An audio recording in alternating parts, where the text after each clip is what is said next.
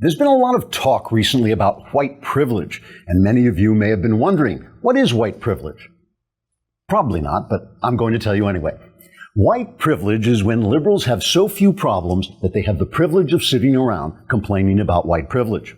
You can see white privilege in the liberal arts departments of left-wing universities, for example. At these universities, there are college professors who don't have to know about anything but their own opinions and who can't lose their jobs because they have tenure. These people have it so easy that the only thing they can think to complain about is white privilege. That's white privilege. But you may ask, if white privilege means having it so easy that all you have to complain about is white privilege, can black people have white privilege too? Oh, absolutely. Say you're a black actor who makes a freaking fortune on TV by showing up for a few hours every week, dressing up as a poor person, and reading lines someone wrote for you about how white people have white privilege. You now have so few problems in life that you not only have the white privilege to complain about white privilege, you have even more white privilege than a white person with white privilege because you're black, so you also have the white privilege of never being accused of having white privilege.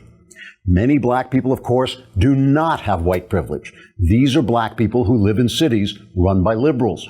Liberal welfare policies have created a culture of dependency for these black people, and liberal teachers' unions have kept them too uneducated to rise above it. Liberal sexual policies have helped create a horrific plague of illegitimacy, which has mired these black people in generational poverty. And liberal attacks on police have left these black people in neighborhoods so violent that they are almost like war zones.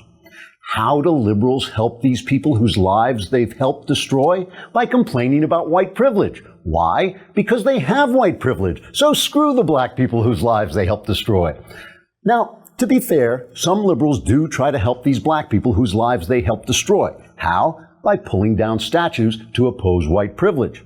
Why do liberals pull down statues instead of changing the policies that have helped destroy the lives of black people? Because their policies haven't destroyed their lives. In fact, their policies make them feel great about themselves.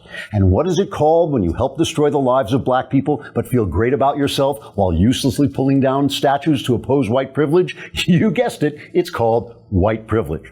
So, in conclusion, the best way to tell if you have white privilege is if you're complaining about white privilege. Because believe me, if you didn't have white privilege, you'd really have something to complain about. Trigger warning, I'm Andrew Klavan, and this is The Andrew Klavan Show.